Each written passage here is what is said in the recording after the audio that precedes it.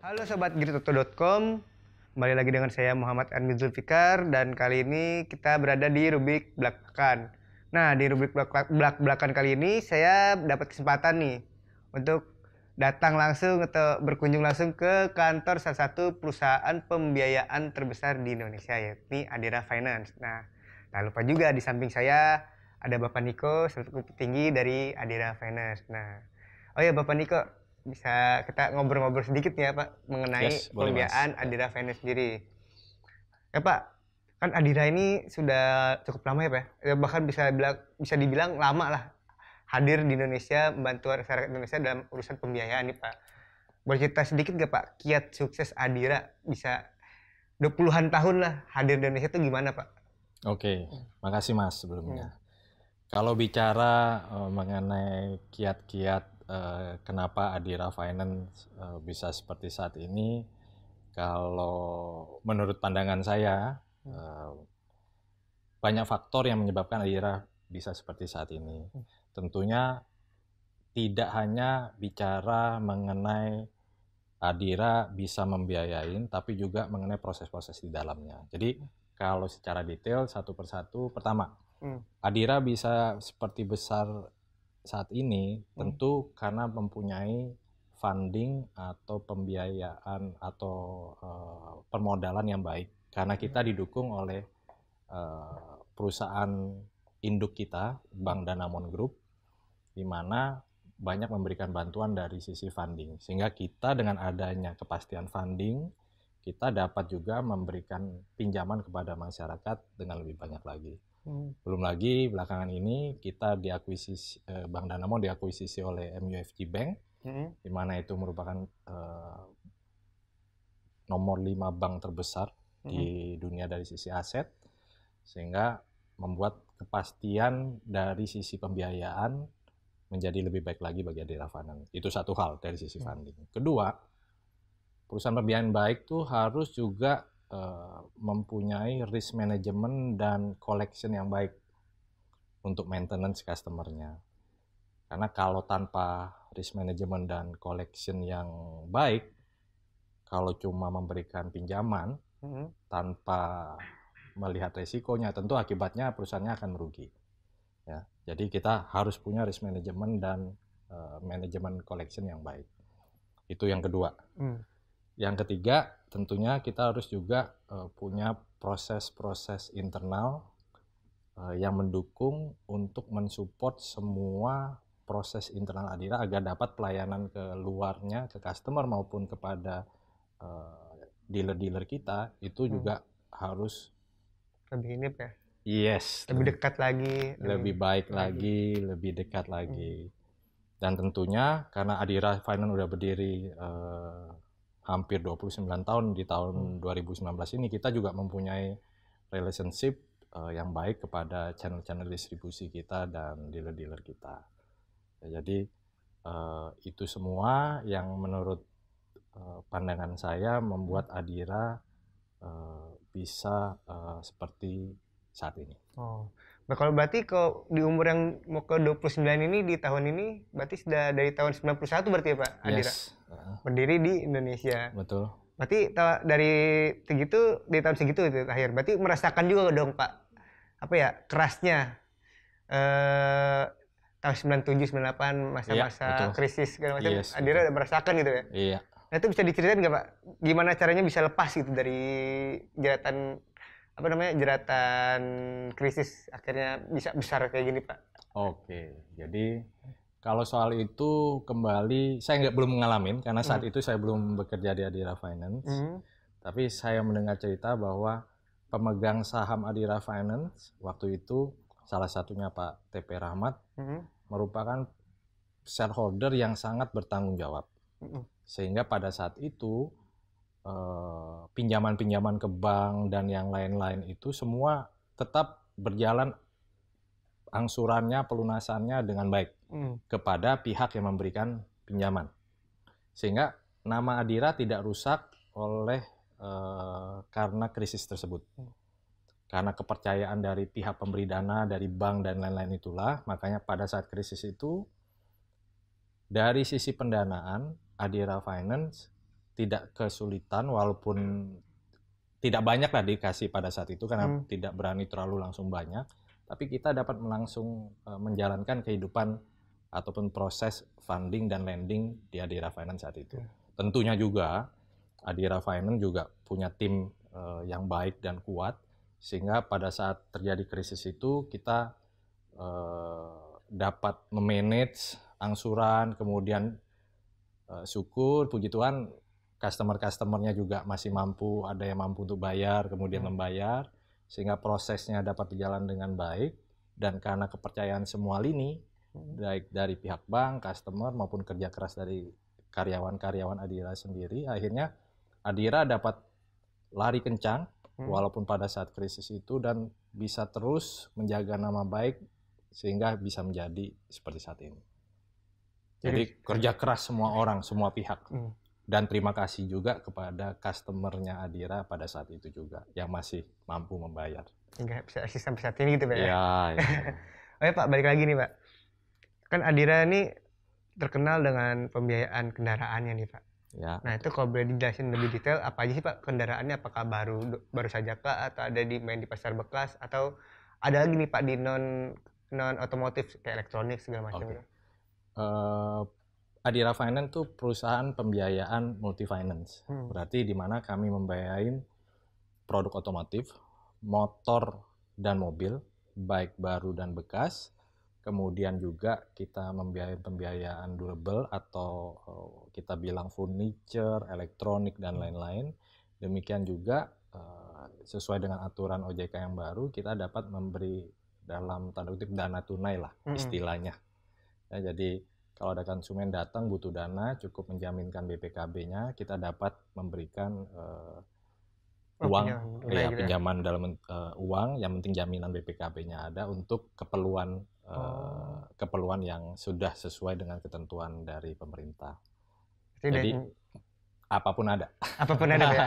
Asal sesuai dengan peraturan pemerintah tadi itu Pak ya. Oke Pak, terakhir nih Pak, mungkin pertanyaan dari saya Pak seputar era digital Pak.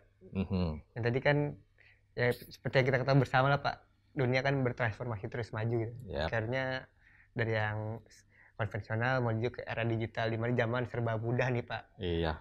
Nah kalau Adria sendiri bagaimana Pak menghadapi dunia era digital seperti saat ini Pak? Oke. Dari kacamata Adira Finance, kita melihat dunia digital itu adalah keniscayaan.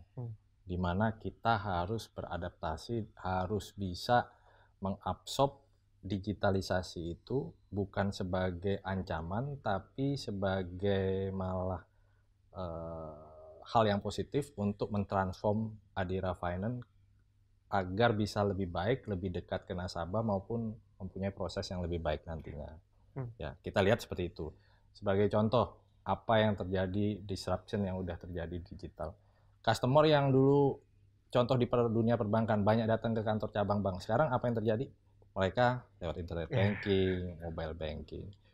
Demikian pun itu yang terjadi di Adira Finance. Jadi kita mempunyai aplikasi namanya Akses, di mana customer bisa mendownload aplikasi itu, mau bayar lewat situ bisa, mau mengecek history payment-nya ataupun jejak rekam pembiayaannya bisa, dan banyak kemudahan-kemudahan lain yang bisa didapat di Akses.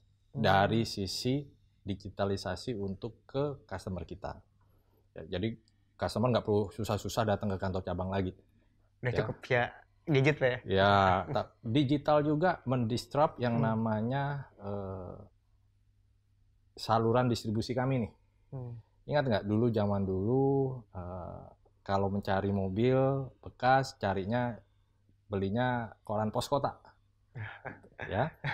Ya Mas ya. Jadi sekarang apa yang terjadi? Bukan pos kota lagi. Sekarang yang mereka lihat adalah website yang e-commerce ataupun sosial media yang lain.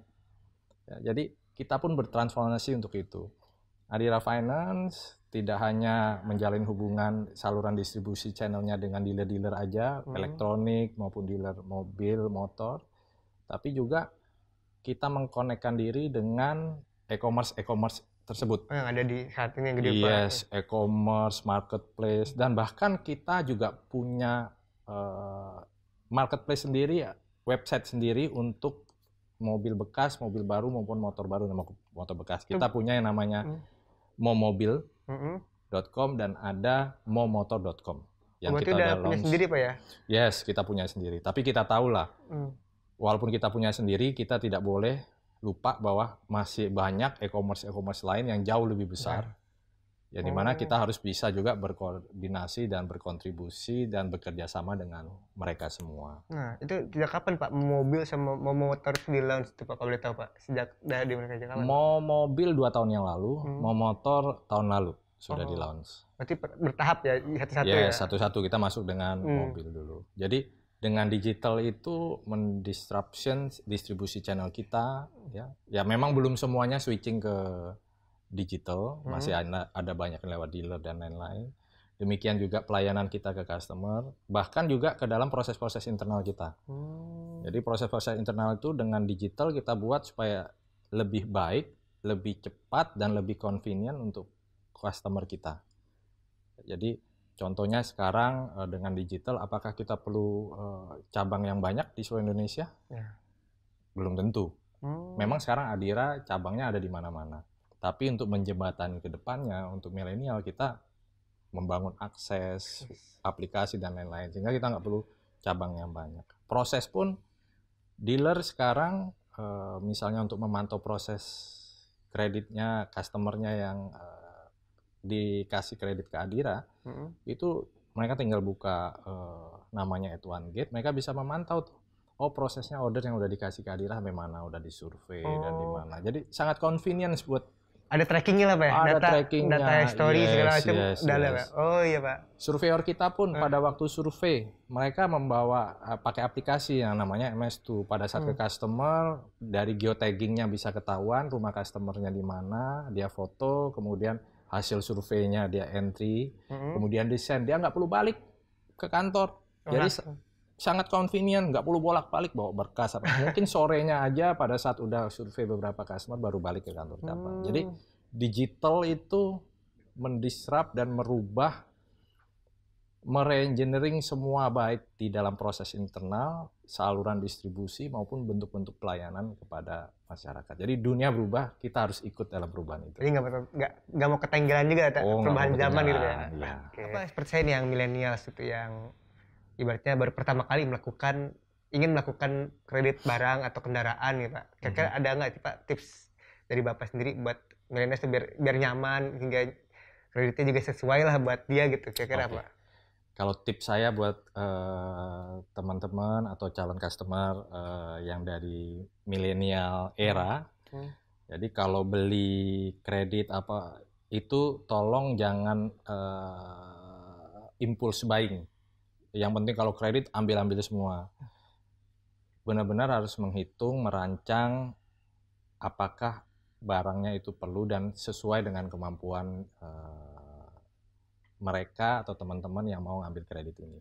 Karena itu penting, jangan sampai ngambilnya cepet tapi kemudian nggak mampu bayar kan jadi kurang bagus. Malah ratingnya ada masuk dalam blacklist dan lain-lain. Itu yang pertama.